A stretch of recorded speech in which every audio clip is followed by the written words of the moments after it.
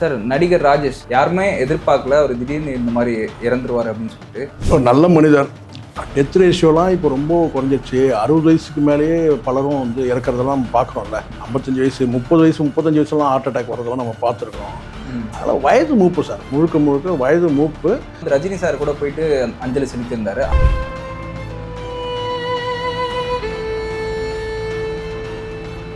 ராஜேஷ் அவர்கள் பொறுத்த வரைக்கும் இயற்கையான ஒரு மரணம் தான். அது ஒரு அகால மரணம், ஒரு விபத்து மரணமோ அப்படி கிடையாது. இந்த தடிக்கு விழுந்துட்டாரு அப்படிலாம் இல்லை. அவர் இயல்பாக இருந்திருக்கிறார் வீட்டில். அவங்க சொல்கிற ஸ்டேட்மெண்ட் தான், அவங்க வீட்டில் அவங்க தம்பி சொல்கிறாரு இல்லையா, அந்த ஸ்டேட்மெண்ட் தான். அதுக்கப்புறம் சித்தா டாக்டர் வந்தார், அலோபதி டாக்டர் வரலன்னு அந்த சர்ச்சையெல்லாம் ஓடுது. இங்கே வந்து சிலர் புரியாமல் பேசுகிறாங்க சார். கஷ்டங்கள்லாம் நீங்கள் கேட்டிங்கன்னா நான் கணக்கில் சொல்லுவேன். அதனுடைய காலகட்டங்கள் அந்த மாதிரி. அப்போ அரிசியெல்லாம் கிடைக்கல. தனக்கு தானே வந்து சமாதி கட்டிக்கிட்டா அவங்க 100 வயசு வரைக்கும் வாழ்வாங்கன்னு சொல்கிறாரு. அப்போ அவருக்கு வந்து எதன் மூலமாக இருக்கட்டும், அவர் வந்து படித்த புத்தகங்கள், ஆஸ்திரேலியா சம்மந்தமாக ஒரு புத்தகம் படிச்சிருக்காரு. அந்த புத்தகத்தோட வெளிப்பாடாக இருக்க தவிர அனுபவ அறிவுன்னு ஒன்று இருக்குல்ல, அது வந்து அவருக்கு இருக்கிற மாதிரி எனக்கு தெரியல, என் பார்வைக்கு தெரியல. 2000 வருஷத்துக்கு முன்னாடி இங்கே இந்தியாவில் வந்து பார்த்தீங்கன்னா வந்து வீட்டுக்குள்ளேயே எச்சை துப்பிப்பாங்கன்னு சொல்கிறாரு. அது எப்படி சொல்கிறாருன்னா, 2000 வருஷத்துக்கு முன்னாடி எப்படி வந்து என்ன டேட்டா வச்சு சொல்கிறாருன்னா, புத்தகங்கள் படித்தது மூலமாக சொல்கிறாரு. வந்து மற்ற உலக நாடுகள், உலக விஷயங்கள்லாம் பேசும்போது எல்லாமே வந்து அவர் படித்த புத்தகங்கள் கிட்ட இருந்து அவர் கிடைச்ச அறிவின் மூலமாக அவர் வந்து வெளிப்படுத்துகிறாரு. சினிமா வட்டாரத்தில் ரியல் எஸ்டேட்டில் வந்து பார்த்தீங்கன்னா ஒரு வீடு வாங்கணும்னு சொன்னால் நேராக அவர்கிட்ட தான் போய் வந்து ஒப்பீனியன் கேட்பாங்க. வீடு வாங்குறதா இருந்தாலும் சரி, பத்திரங்களில் சந்தேகங்கள் ஏதாவது வந்தால் கூட அவர்கிட்ட போயிட்டு வந்து அந்த சந்தேகத்தை தீர்த்துப்பாங்களாம். இல்லை அவரே கூட நிறைய பேருக்கு வீடு வாங்கி கொடுத்தா சொல்கிறாங்க. ராஜேஷை பொறுத்த வரைக்கும் ஒரு என்ன சொன்னால் ரொம்ப நிறைய புத்தகங்கள் படித்து மிதமிஞ்சிய அறிவை பெற்றவர் தான் நம்ம சொல்ல முடியும். அதே சமயத்தில் அவர் அதீதமான ஒரு நம்பிக்கை வந்து ஆஸ்ட்ராலஜியில் அவர் வச்சுருக்காரு. ஸோ அது வந்து பார்த்தீங்கன்னா அவருடைய நம்பிக்கை. அவர் சில சொல்கிறாங்க அவர் கிறிஸ்தவ மதத்தை சார்ந்தவர், ஆனால் வந்து அவர் வந்து ஆஸ்ட்ராலஜியை நம்பினார். மரணம் தருவாயில் அவர் வந்து கடந்த ஒரு 5 வருஷமாக அவருக்கு ஜோதிடத்தில் அதிகமான அதீத நம்பிக்கை வந்து அவர் பெற்றிருக்கிறார். தொண்டையில் எச்சி சுரக்கிறத கூட சொல்கிறாரு அவர். என்னன்னு கேட்டால், சுக்கிரன் வந்து அங்கே நிற்கிறான், இங்கே நிற்கிறான், அதனால் எனக்கு வந்து பார்த்திங்கன்னா இந்த எச்சி சுரக்காது அப்படின்னு சொல்கிறாரு. ஸோ உடல் கூறுலேயே நீங்கள் வந்து இயங்கிறதுலையே நீங்கள் வந்து ஜோதிட கலையை நம்ப ஆரம்பிச்சிட்டிங்கன்னா ரொம்ப சிக்கல் சார், ரொம்ப கஷ்டம். அவரோட மகனுக்கு வந்து இன்னும் திருமணம் ஆகலான்னு ஒரு நியூஸ் இருக்கு சார், அது உண்மையா? அது என்கேஜ்மெண்ட் பண்ணி நடந்திருக்கிறது தான் வந்து, அது அவங்க குடும்பத்தில் இருக்கிறது தான் சார். இத்தனை பேர்கிட்ட எவ்வளோ பேரை புகழ் மரியாதையை சம்பாதிச்சிருக்காரு.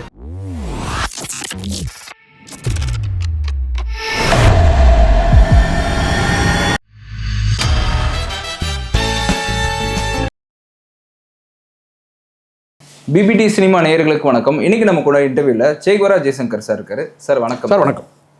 சார் நடிகர் ராஜேஷ் ரொம்ப காலமாக வந்து நடிச்சிட்டு இருக்காரு. யாருமே எதிர்பார்க்கல, அவர் திடீர்னு இந்த மாதிரி இறந்துருவார் அப்படின்னு சொல்லிட்டு. ஒரு நல்ல மனிதர். ஆனால் வயது மூப்புன்னு ஒன்று இருக்குல்ல சார், எல்லாருக்குமே வயது மூப்புன்னு ஒன்று இருக்குது. இப்போ உங்களுக்கு தெரியும், டெத் ரேஷியோலாம் இப்போ ரொம்ப குறைஞ்சிடுச்சு. 60 வயசுக்கு மேலேயே பலரும் வந்து இறக்குறதெல்லாம் பார்க்குறோம்ல. 55 வயசு 30 வயசு 35 வயசுலாம் ஹார்ட் அட்டாக் வரதெல்லாம் நம்ம பார்த்துருக்குறோம். அதனால் வயது மூப்பு சார், முழுக்க முழுக்க வயது மூப்பு. இப்போ உங்களுக்கு தெரியல சார், எல்லாருமே நம்ம போகிற போக்கில் இப்போ இன்னொருத்தருக்கு வந்து நம்ம ஈஸியாக சொல்லிவிடுவோம். இப்போ நம்ம குடும்பத்திலே வந்து ஒரு அம்மாவோ அப்பாவோ ஒரு 75 வயசில் வந்து இறந்தாலும் கூட நம்ம என்ன சொல்லுவோம், இன்னொரு 5 வருஷம் இருந்துருக்கலாம், 10 வருஷம் இருந்துருக்கலாம். அந்த இறப்பு, அதுதான் நான் சொல்கிறேன். மரணம் என்பது ஒரு பொது உடைமை, கண்ணீரும் கஷ்டமும் வந்து தனி உடைமைன்னுவாங்க. நான் தான் சொல்கிறேன் அந்த வார்த்தையை. ஏன்னா அப்படி தான் இருக்குது இங்கே. இப்போது இன்னொருத்தர் வீட்டில் இந்த மாதிரி மரணம் நடக்கும்போது அவங்களுக்கு பெரிய இழப்பு. அது நாம் என்ன சொல்லுவோம், வயது மூப்பு சார் இறந்துட்டார் அப்படி சொல்லுவோம். ஆனால் ராஜேஷ் அவர்கள் பொறுத்த வரைக்கும் இயற்கையான ஒரு மரணம் தான். அது ஒரு அகால மரணம், ஒரு விபத்து மரணமோ அப்படி கிடையாது. இல்லை தடிக்கு விழுந்துட்டாரு அப்படிலாம் இல்லை. அவர் இயல்பாக இருந்திருக்கிறார் வீட்டில். அவங்க சொல்கிற ஸ்டேட்மெண்ட் தான், அவங்க வீட்டில் அவங்க தம்பி சொல்கிறார் இல்லையா, அந்த ஸ்டேட்மெண்ட் தான். இயல்பாக இருந்திருக்கிறாரு. அவருக்கு வந்து இந்த ஒரு சமிக்கை வந்திருக்கு. அதனால் டாக்டரை கூப்பிட்டுருக்காங்க. அதுக்கப்புறம் சித்தா டாக்டர் வந்தார், அலோபதி டாக்டர் வரலன்னு அந்த சர்ச்சையெல்லாம் ஓடுது. இங்கே வந்து சிலர் புரியாமல் பேசுகிறாங்க சார். மரணம் பொறுத்த வரைக்கும் கேட்டால் அலோபதி டாக்டர் வந்தாருன்னா காப்பாற்றிட்டு இருப்பாரா?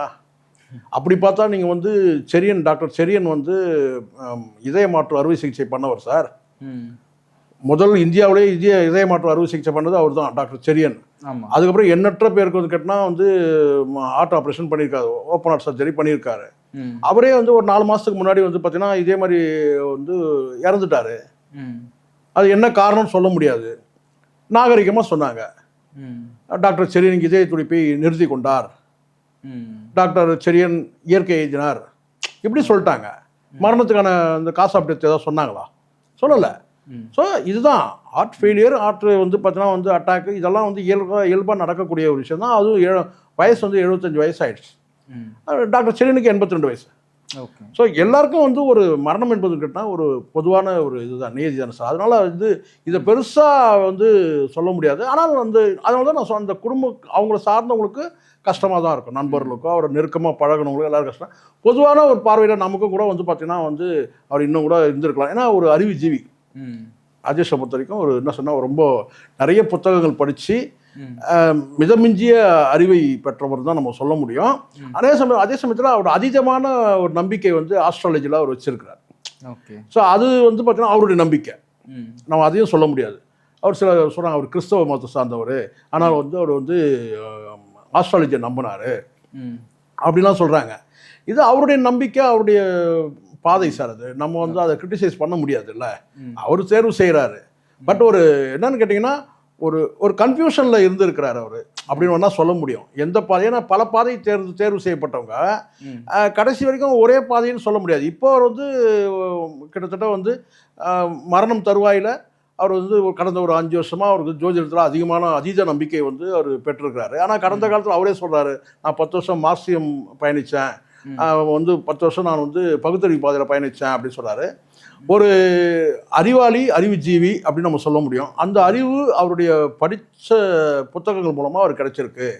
அனுபவ ரீதியாக அவருக்கு அறிவு கிடைச்சிருக்குமான்றது ஒரு சந்தேகம் இருக்குது. ஆனால் அவர் படித்த புத்தகங்கள் 7000 புத்தகங்கள் படிச்சிருக்கிறாருன்னா அதன் மூலமாக அவருக்கு வந்து, ஏன்னா அவர் மேற்கோள் காட்டக்கூடிய விஷயங்களை வச்சு நான் சொல்கிறேன். அவர் வந்து சொல்கிறாரு வந்து வீட்டுக்குள்ளேயே எச்ச துப்பிப்பாங்க 2000 வருஷத்துக்கு முன்னாடி. 2000 வருஷத்துக்கு முன்னாடி இங்கே இந்தியாவில் வந்து பார்த்தீங்கன்னா வந்து வீட்டுக்குள்ளேயே எச்ச துப்பிப்பாங்கன்னு சொல்கிறாரு. அது எப்படி சொல்கிறாருன்னா 2000 வருஷத்துக்கு முன்னாடி எப்படி வந்து என்ன டேட்டா வச்சு சொல்கிறாருன்னா புத்தகங்கள் படித்தது மூலமாக சொல்கிறாரு. ஓகே. ஸோ வந்து மற்ற உலக நாடுகள், உலக விஷயங்கள்லாம் பேசும்போது எல்லாமே வந்து அவர் படித்த புத்தகங்கள் கிட்ட இருந்து அவர் கிடைச்ச அறிவின் மூலமாக அவர் வந்து வெளிப்படுத்துகிறாரு. அனுபவ அறிவுன்னு இருந்ததுன்னா வந்து இதை இப்படி எடுத்துக்கலாம். நம்ம என்னன்னு கேட்டிங்கன்னா வந்து அவர் கிறிஸ்துவ மதத்தை சார்ந்தவர். அவர் ஒரு வார்த்தையை சொல்கிறாரு, 40 வயசில் வந்து தனக்குத்தானே வந்து சமாதி கட்டிக்கிட்டா அவங்க 100 வயசு வரைக்கும் வாழ்வாங்கன்னு சொல்கிறாரு. அப்போ அவருக்கு வந்து எதன் மூலமாக இருக்குன்னா அவர் வந்து படித்த புத்தகங்கள், ஆஸ்ட்ராலஜி சம்மந்தமாக ஒரு புத்தகம் படிச்சிருக்காரு. அந்த புத்தகத்தோட வெளிப்பாடாக இருக்க தவிர அனுபவ அறிவுன்னு ஒன்று இருக்குல்ல, அது வந்து அவருக்கு இருக்கிற மாதிரி எனக்கு தெரியல, என் பார்வைக்கு தெரியல. ஆனால் அறிவுஜீவின்றத சந்தேகம் இல்லை, அது புத்தகம் மூலமாக கிடைச்சிருக்கு. ஓகே. இவருக்கு வந்து பார்த்தீங்கன்னா இப்போது பல்வேறு தலைவர்களாக இருக்கட்டும், இப்போ ரீசெண்டாக வந்து ரஜினி சார் கூட போயிட்டு அஞ்சலி செலுத்தியிருந்தாரு. அந்த அளவுக்கு ஒரு செல்வாக்கு வாய்ந்த ஒரு நடிகர். இல்லை, அவர் வந்து பல முகங்கள் இருக்குது சார் அவருக்கு. எப்படின்னா முதல்ல அவர் வந்து ஒரு நடிகர், ஒரு கதாநாயகனாக நடிச்சிருக்கார். ஒரு சேலஞ்சான கேரக்டர்லாம் எடுத்து நடிச்சிருக்கிறார். ஒரு ஆண்மை இழந்த ஒரு கணவனா கன்னி பருவத்தில் தாயையும் மகளையும் வந்து பாதுகாக்கிறதுக்காக 2வது திருமணம் செய்து கொள்ளக்கூடிய ஒரு மருத்துவரா அன்றைய நாட்கள். ஒரு என்ன சொன்ன ஒரு ரக்டு மேனாக நடந்துகிட்டு இருக்காரு ஒரு படத்தில், சிறைன்னு ஒரு படத்தில். அதில் வந்து ஒரு பிராமண பெண்ணை வந்து ரேப் பண்ணக்கூடிய ஒரு என்ன சொன்ன ஒரு தாழ்குடியில் பிறந்த ஒரு இளைஞரா, ஒரு மனிதனா, அது சிறைன்ற ஒரு படம். ஸோ இப்படி ஒரு சேலஞ்சான கேரக்டர், வில்லன் கேரக்டர், இந்த மாதிரி வந்து ஒரு அமைச்சர் கேரக்டர், இந்த மாதிரியான வந்து கேரக்டர்லாம் எடுத்து நடிச்சிருக்கிறாரு. அதை தாண்டி வந்து எம்ஜிஆருக்கு ரொம்பவும் பரிச்சயமானவராக இருந்திருக்கிறாரு. கலைஞர் தான் வந்து அவருக்கு வந்து கல்யாணத்துக்கு வந்து வாழ்த்து வரவேற்பு கொடுத்துருக்கிறாரு, வரவேற்பை கலந்துட்டு இருக்கிறாரு. ஸோ இந்த மாதிரி வந்து பல அரசியல் தலைவர்களோடு அவர் பயணிச்சிருக்கிறாரு. உச்சகட்டமாக உங்களுக்கு வந்து அவர் வந்து திரைப்பட கல்லூரியில் வந்து அவர் வந்து முதல்வராக பணியாற்றிருக்கிறாரு. அது தாண்டி வந்து சினிமா வட்டாரத்தில் ரியல் எஸ்டேட்டில் வந்து பார்த்தீங்கன்னா ஒரு வீடு வாங்கணும்னு சொன்னால் நேராக அவர்கிட்ட தான் போய் வந்து ஒப்பீனியன் கேட்பாங்க. வீடு வாங்குறதா இருந்தாலும் சரி, பத்திரங்களில் சந்தேகங்கள் ஏதாவது வந்தால் கூட அவர்கிட்ட போயிட்டு வந்து அந்த சந்தேகத்தை தீர்த்துப்பாங்களாம். இல்லை அவரே கூட நிறைய பேருக்கு வீடு வாங்கி கொடுத்தா சொல்கிறாங்க, இந்த மீடியேஷன் பண்ணி. ஸோ இந்த மாதிரி ஒரு ரியல் எஸ்டேட் அதிபராகவும் இருந்திருக்கிறாரு, ஒரு தொழிலதிபராகவும் இருந்திருக்கிறாரு, ஒரு பன்முகை திறமை கொண்டவராக இருந்திருக்கிறாரு. உச்சகட்டமாக வந்து ஆஸ்ட்ராலஜியில் வந்து அதிகமான ஒரு ஈடுபாடு உள்ளவராக இருந்திருக்கிறாரு. அதனால தான் அவர்கிட்ட வந்து பலரும் அவர் சொல்லக்கூடியதுன்னு கேட்டிங்கன்னா அவர் ஏதோ ஒரு வகையில் கனெக்ட் ஆகுறாங்க. அதில் உச்சபட்சமாக அவனு கேட்டினா அவர் வந்து அவரே சொல்கிறாரு, ஒரு நேர்காணலில் சொல்கிறாரு, நான் வந்து ஆன்மீகத்தில் நான் ஆன்மீகம் தெரியும்னு நினைக்கிறேன், அது எந்த மதம்னா இருக்கட்டும், நீங்கள் ஒரு பாதையில் நீங்கள் பயணிச்சிங்கன்னா உங்களுக்கு தனித்துவமான அடையாளமாக நீங்கள் தெரிவிங்க. இப்போ உதாரணத்துக்கு மார்க்சியம் ஃபாலோ பண்ணுறீங்கன்னா நீங்கள் ஒரு கம்யூனிஸ்டாக நீங்கள் தெரிவிங்க. இல்லை நீங்கள் வந்து இந்த பக்கம் போய் பகுத்தறிவு நீங்கள் பின்பற்றுறீங்கன்னு வச்சுக்கோங்களேன், ஒரு திராவிடியனாக நீங்கள் பார்க்கப்படுவீங்க.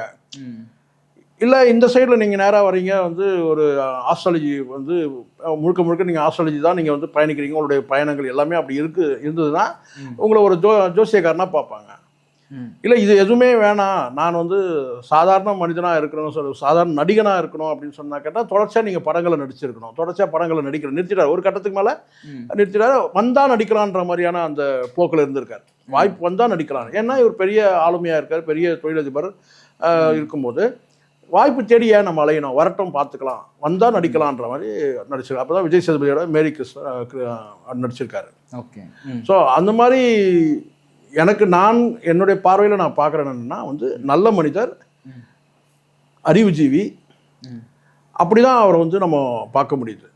அதை தாண்டி வந்து கேட்டால் சில பேர் சொல்கிற மாதிரி கேட்டால் அவர் வந்து சித்தா மருத்துவத்தை நம்பினார், அலோபதியை நம்பலை, இப்படிலாம் சொல்கிறாங்க இல்லையா. எனக்கு அதில் உடன்பாடு இல்லை. நான் சித்தா இல்லை, யோகா பண்ணுறவர் அவர், யோகா பண்ணுறவங்களாம் வந்து ஹார்ட் அட்டாக் வராதுன்னு இதெல்லாம் சொல்ல முடியுமா சார்? ஆசன ஆண்டியப்பனா இறந்துட்டாரு, உலகம் முழுவதும் அவருடைய ஸ்டூடெண்ட் இன்னைக்கு யோகாவை பயிற்று வைக்கிறாங்க. ஆசன ஆண்டியப்பனா அவர் ஒரு பீரியடில் அவரும் இறந்துட்டாரு. ஸோ சித்தா போகிறவங்களாம் கேட்டால் வந்து சித்த மருத்துவத்தில் வந்து பின்பற்றவங்க எல்லாருமே 100 வயசு வரைக்கும் வாழ்ந்துடுறாங்களா? அப்படி கிடையாது இல்லை. அப்போ அலோபதி எடுத்துக்கிட்டோம்னாக்கா இப்போ டாக்டர் செரியன் எப்படி இறந்தார்? இப்படி பல கேள்விகள் இருக்குது. இதுக்கெல்லாம் ஒரே விடைன்னு கேட்டால் அதுதான் சொல்கிறேன். கேட்டால் வந்து மரணத்துக்கு வந்து விடை தெரியாத ஒரு கேள்வி தான் மரணம். அது எல்லாருக்கும் வரும். இப்போ நான் இன்னைக்கு பேசிட்டு இருக்கிறேன், நாளைக்கு நான் இங்கே வருவேனான்னு சொல்ல முடியாது. இதான ப்ராக்டிக்கல், இதான உண்மை. ஸோ அதனால் இதெல்லாம் வந்து நம்ம போகிற போக்கில் சில பேர் அப்படி சொல்கிறாங்க. ஆனால் அவருடைய மரணம் வந்து இயற்கையான மரணம், வயது மூப்பில் மரணம். 75 வயது, அது ஒரு வயது மூப்பு தானே. ஸோ அவருடைய காஸ்டியூமை வச்சு வந்து சில பேர் நினைக்கலாம் அவருக்கு 60 வயசு தான் ஆகுதுன்னு. 70 வயசு 75 வயசு ஆகுதுன்னா அது வந்து அவருக்கு அந்த வயது மூப்பில் வந்து அவருக்கு மரணம் வருது. அது எல்லாருக்கும் மரணம் பொதுவானது தானே. அவர் ரீசெண்டாக கூட நிறைய யூடியூப் சேனல்ஸில் ரொம்ப ஆக்டிவாக இருந்தாருன்னு கூட நிறைய நம்ம அது ரீசெண்டாக கூட அவர் பெரிய நடிகை சினிமா ஆளுமைகளை கூப்பிட்டு ஒரு நேர்காணல் கொடுத்தாரு. ஓம் சரவணபவன் ஒரு சேனல், அது நக்கீரனோட கனெக்டர் உள்ளது. வந்து அவர் வந்து பெரிய நேர்காணல்லாம் கொடுத்துருக்காரு. வேறு சில சேனல்களில் போய் நேர்காணலுக்காக கூட போய் அவர் கேட்கும்போது நேர்காணல் கொடுத்து அவர் நேர்காணல் அவரே கூட எடுத்து கொடுத்ததா சொல்கிறாங்க பல சேனல்களில். ஆனால் அவருடைய நேர்காணல் எல்லாமே சமீபத்தில் வந்து நீங்கள் பார்த்தீங்கன்னா உங்களுக்கு தெரியும், பெரும்பாலும் ஜோதிடம் சம்மந்தப்பட்டதாகவும் மருத்துவம் சம்மந்தப்பட்டதாகவும் தான் இருந்தது தவிர சினிமா ஆளுமைகளை கொஞ்சம் விட்டுட்டு தான் வந்திருக்காரு. அவருக்கு வந்து எதில் வந்து அவருக்கு நாட்டம் அதிகமாக இருக்கோ அதில் வந்திருக்கிறாரு. இதில் குறிப்பாக வந்து சித்தர்கள் வாழ்க்கை, சித்த வைத்தியம், இந்த மாதிரியான சில கான்செப்ட் எடுத்து அவர் நேர்காணல் கேட்டிருக்கிறாரு, நம்ம பார்க்குறோம். நான் ஒரு நேர்காணலில் பார்க்குறேன், ஒரு 5 வருஷத்துக்கு முன்னாடி ஒரு நேர்காணலில் டாக்டர் எழிலனோட வந்து ஜீ தமிழில் கருப்பணியப்பன் நடத்துகிறாரு, ஒரு 5 இயர்ஸ் பிஃபோர். அதில் வந்து இவர் வந்து ஆஸ்ட்ராலஜிஸ்டாக இவரை வந்து கூப்பிட்றாங்க. இவர் வராரு. அங்கே வந்து டாக்டர் எழிலன் வந்து கேட்டால் ஆஸ்ட்ராலஜிக்கு அதாவது ஆஸ்ட்ராலஜியை மறுக்கிற மாதிரி, அதாவது ஜோதிடத்தை வந்து மறுக்கிற மாதிரியான ஒரு கான்செப்ட். அது மறுக்கிறவங்க ஏற்கிறவங்க, ஜோதிட கலையை யார் ஏற்கிறாங்க மறுக்கிறாங்கன்னு. அதில் வந்து ஆஸ்ட்ராலஜி சைடு வந்து ராஜேஷ் சார் வந்து அழுத்தமாக பதிவு பண்ணுறாரு. என்னன்னு கேட்டால், நான் வந்து ஜோதிடத்தை நான் வந்து உண்மை இது அப்படின்னு சொல்கிறாரு. அதை மறுக்கிற இடத்துல டாக்டர் எழிலனும் பேசுகிறாரு. என்னுடைய பார்வை என்னன்னு கேட்டிங்கன்னா, அவர் வந்து எந்த ஒரு விஷயமா இருந்தாலும், அது ஜோதிடமாக இருக்கட்டும், அது மருத்துவமாக இருக்கட்டும், எதுவாக ஒரு முழுக்க முழுக்க வந்து அதில் வந்து கேட்டால் ரொம்ப அடிக்ட் ஆகிடக்கூடாதுன்னு நான் நினைக்கிறேன். இவர் அந்த ஜோதிட விஷயத்தில், ஆஸ்ட்ராலஜி விஷயத்தில் ரொம்ப இவர் வந்து கேட்டால் அடிக்ட்ன்ற வார்த்தையை நம்ம பயன்படுத்த முடியல, கஷ்டமாக இருக்குது. ரொம்ப அதீதமான நம்பிக்கை, மிகையான ஒரு நம்பிக்கை வச்சிருக்கிறாரு. ஏன்னா அவருக்கு இந்த தொண்டையில் எச்சி சுரக்கிறத கூட சொல்கிறாரு. அவர் என்னன்னு கேட்டால், சுக்கிரன் வந்து அங்கே நிற்கிறான் இங்கே நிற்கிறான், அதனால் எனக்கு வந்து பார்த்திங்கன்னா இந்த எச்சி சுரக்காது அப்படின்னு சொல்கிறாரு. ஸோ உடல் கூறுலேயே நீங்கள் வந்து இயங்கிறதுலையே நீங்கள் வந்து ஜோதிட கலையை நம்ப ஆரம்பிச்சிட்டிங்கன்னா ரொம்ப சிக்கல் சார், ரொம்ப கஷ்டம். நீங்கள் தண்ணி குடிக்கிறதுலேருந்து நீங்கள் எல்லாத்தையும் நீங்கள் யோசிக்கிற மாதிரி ஆகிடும். எனக்கு தெரிஞ்ச ஒரு வட்டாரத்தில் ஒருத்தர் இருக்கார். அவர் என்னன்னு கேட்டிங்கன்னா, ராகுகால யமகண்டம் பார்த்து தான் சார் வெளியே வீட்டை விட்டு கிளம்புவார். இப்போ நீங்கள் சொல்லலாம் சார், இது சர்வசாதாரணம் சார், எல்லாரும் தான் சார் செய்வாங்க. ஒரு விஷயத்துக்கு நல்ல விஷயத்துக்கு போகும்போது ராகுகாலம் நல்ல விஷயம் மட்டும் கிடையாது, நார்மலாகவே வீட்டை விட்டு வெளியே போனோம்னா, ஆஃபீஸ்க்கோ எங்கேயோ போனோம்னா அவர் ராகுகால யமகண்டம் பார்த்து வெளியேறுவார். நீங்கள் இதுனா சர்வசாதாரண சார் நீங்கள் சொல்லுவீங்கல்ல அப்படி சொன்னா. இதில் ஒரு வேடிக்கை என்னன்னு கேட்டிங்கன்னா, வீட்டை விட்டு வெளியேறும்போது நீங்கள் சொல்லலாம் ராவுகாலம் யமகண்டம் பார்த்து வெளியேறலாம். ஆனால் திரும்ப வீட்டுக்கு உள்ளே வர்றதுக்கும் என்ன கேட்டீங்கன்னா ராவுகாலம் யமகண்டத்துக்கு உள்ளே போயிடணும், வீட்டுக்கு ரிட்டர்ன் ஆயிடணும். அப்படி வந்து கடைபிடிக்கிற ஆட்கள்லாம் இருக்கிறாங்க. வீட்டை விட்டு வெளியேறும் போது நல்ல நேரம் நல்ல நாள் பார்த்து போகலாம் சார். ஆனால் சொந்த வீட்டுக்குள்ளே மறுபடியும் ரிட்டர்ன் நுழையும் போதும் அப்படியே செயல்படுறவங்களாம் இருக்கிறாங்க. நாம் அவங்களுடைய நம்பிக்கை குறைச்சி மதிப்பிட முடியாது சார். கேலியோ கிண்டலோ பண்ண முடியாது. அது அவங்க நம்பிக்கை. நம்ம வந்து அதில் வந்து நம்ம வந்து உள்ளே புகுந்து நீங்கள் வந்து இப்படி இருக்காதீங்க அப்படி இருக்காதீங்கலாம் நம்ம சொல்ல முடியாது. அவங்க நம்பிக்கை. ஆனால் எந்த நம்பிக்கையும் மிதமிஞ்சி போயிடுச்சுன்னா இப்போ நம்ம உடலை கவனிக்க முடியாத ஒரு சூழல். இப்போ நம்ம மருத்துவத்தை நான் நம்பலப்பா, நான் ஜோதிடத்தை நம்புகிறேன். எனக்கு வந்து நானே சமாதி கட்டிட்டேன்னா 40 வயசில் நான் சமாதி கட்டிட்டேன். எனக்கு 100 வயசு வரைக்கும் எனக்கு சாவே கிடையாது. அப்படியான ஒரு நம்பிக்கையை வந்து அவர் வச்சிருந்துருக்கிறார் யார் ராஜேஷ். ஆனால் ஒரு அந்த நம்பிக்கையில் நான் கட்டலை அப்படின்ற விஷயத்தை அந்த இன்டர்வியூவில் சொல்லியிருந்தார் சார். அதாவது அந்த மாதிரி ஒரு நம்பிக்கை இருக்குது. ஃபஸ்ட்டு பாயிண்ட்டு நான் என்ன சொன்னேன்னா, உங்ககிட்ட எல்லாமே இருக்குது சார், அதனால் பண்ணுறீங்க. உங்களுக்கு வசதி வாய்ப்பு எல்லாமே இருக்குதுனால பண்ணுறீங்க. எதுக்கு சார்? அந்தந்த கடமையை அவங்க செய்வாங்க சார். கரெக்ட். இப்போ நான் ஒரு தவிர்க்க முடியாமல் நீங்கள் கேட்டதுனால சொல்கிறேன். நான் திருப்பத்தூர் போயிட்டு நான் ரிட்டர்ன் வந்துட்டு இருக்கும்போது என்ன கேட்டால், நானும் என் நண்பரும் வந்து கார்லேருந்து இறங்கி போய் ஹோட்டலில் போய் சாப்பிட்டோம். சாப்பிட்டு வந்து சும்மா இல்லாமல் கேட்டால் எனக்கு இந்த ஜோதிடத்தெல்லாம் நம்பிக்கையே இல்லை. கிளி ஜோசியக்காரங்கிட்ட வந்து உட்காந்து அவர் என்ன செஞ்சார், நான் வந்து சாப்பிட்டு வரத்துக்கு கொஞ்சம் லேட் ஆச்சு.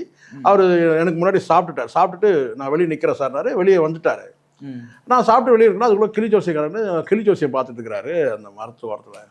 அப்போ வந்து என்னை வந்து நான் சொன்னேன், உங்களுக்கு நீங்களும் பார்க்குறீங்களா சார்? இல்லை சார் எனக்கு நம்பிக்கை இல்லை சார். இல்லை நீங்கள் பாருங்கள் சார், சும்மா பாருங்கள் சார். சார் எனக்கு அது நம்பிக்கை இல்லை சார், எனக்கு வந்து அந்த ஜோதிடத்தில் எனக்கு நம்பிக்கை கிடையாது. அவன் வந்து ஒருவேளை அதை கேட்டானா என்னன்னு தெரியல, நான் நம்பிக்கை இல்லைன்னு சொன்னது கேட்டானான்னு தெரியல. அவன் வந்து எடுத்து நான் சென்ட்டான், அக்கு வேறு ஆணி வேற சொல்ல ஆரம்பிச்சான். கடைசியாக நிறைய விஷயம் சொன்னால் சிலது உண்மையாகவும் இருந்தது, சிலது வந்து உண்மை இல்லாமையும் இருந்தது. கடைசியாக சொல்லும் போது கேட்டால், நீ 82 வயசில் அனாதப்படமாக சாவேன்ட்டான். பழிச்சுன்னு சொல்லிட்டான். நான் தான் கேட்டேன், இப்போ எப்பப்பா எனக்கு சாவு அப்படின்னு சொல்லி கேட்டேன். 82 வயசில் நீ அனாதப்படமாக சாவேன்னு சொல்லிட்டான். எனக்கு கவலை அது கிடையாது. என்னன்னு கேட்டினா, நீ அனாதப்படமாக சாவுன்னு சொன்னதை விட பிரச்சனை எனக்கு இல்லைடா, ஆனால் 82 வயசு வரைக்கும் என்னை வாழ வைக்கிறேன்னு சொல்கிறியே இல்லை, அதுதான் எனக்கு கேள்வியாக இருந்தது. ஸோ இந்த மாதிரி வந்து நமக்கு வந்து நம்பிக்கை இல்லை சார், சரிங்களா? அதை நான் வேறு யார்கிட்ட கூட ஷேர் பண்ணல. இது இப்போ நான் கேட்குறதுனால நான் அந்த வாய்ப்பு பயன்படுத்தி சொல்கிறேன். எனக்கு வந்து என்னன்னு கேட்டிங்கன்னா, ஒருத்தர் நம்பிக்கையை நம்ம குறைச்சி வந்து மதிப்பிடுறதுலையோ அவரை வந்து தரம் தாழ்த்தி பேசுறதோ எனக்கு விருப்பம் இல்லை. ஆனால் ராஜேஷ் சார் பொறுத்த வரைக்கும் கேட்டால் ரொம்ப அதீத நம்பிக்கையோட அந்த ஆஸ்ட்ராலஜியில் இருந்திருக்கிறாரு. அதனால கூட இது வந்து அதனால வந்து அவருடைய உடல்நலத்தை வந்து பாதுகாக்க தவறிட்டாரோ ஒரு வேலை, இன்னும் கொஞ்ச நாள் வந்து அவர் கொஞ்சம் பார்த்துருக்கலாம், உடம்பு பார்த்துருக்கலாம். இந்த நம்பிக்கை இருக்கும்போது அந்த நம்பிக்கை விட்டார், மருந்து மாத்திரை மீது நம்பிக்கை விட்டுட்டாரோ ஒரு வேலைன்ற ஒரு கேள்வி என் மனசுக்குள்ள இருக்கு. ஓகே, அவரோட மகனுக்கு வந்து இன்னும் திருமணம் ஆகலான்னு ஒரு நியூஸ் இருக்கு சார், அது உண்மை? அது என்கேஜ்மெண்ட் பண்ணி நடந்திருக்கிறது தான் வந்து, அது அவங்க குடும்பத்தில் இருக்கிறது தான் சார். இப்போ ஒரு வேளை அது தொடர்ச்சியாக பண்ணுவாங்க. எப்பவுமே என்கேஜ்மெண்ட் ஆனால் கூட அது வீட்டில் வந்து மரணம் இருந்தால் கூட அது வந்து தொடர்ச்சியாக வந்து அது நடத்தி முடிச்சிருவாங்க. அது அந்த குடும்பங்களுக்குள்ள எடுக்கிற முடிவு தான். மரணம் என்பது வந்து எப்போனாலும் யாருக்குனாலும் நடக்கும் சார். அதனால இது வந்து அவங்க நடந்துடும். கொஞ்சம் கஷ்டமாக இருக்குது. அந்த பையன் பேசுவான், தம்பி பேசும்போது எனக்கு பார்க்கறது கஷ்டமாக இருக்குது. அவருடைய பிரதர் கூட கொஞ்சம் ரொம்ப இன்னசென்ட்டாக பேசுகிற மாதிரி இருக்குது. அவர் கொஞ்சம் வெள்ளேந்தியா சிலது பேசுறதுனால தான் சில பேர் இந்த மருத்துவரை பிடிச்சி ஆட்டுறாங்க. யார்? சித்த மருத்துவரை. நல்ல மனுஷனாக தான் இருக்கிறாங்க எல்லாருமே. அவங்க அண்ணன் கூட வந்து பேசும்போது ரொம்ப இன்னசென்ட்டாக அப்பாவியாக தான் இருந்தவர் பேசும்போது.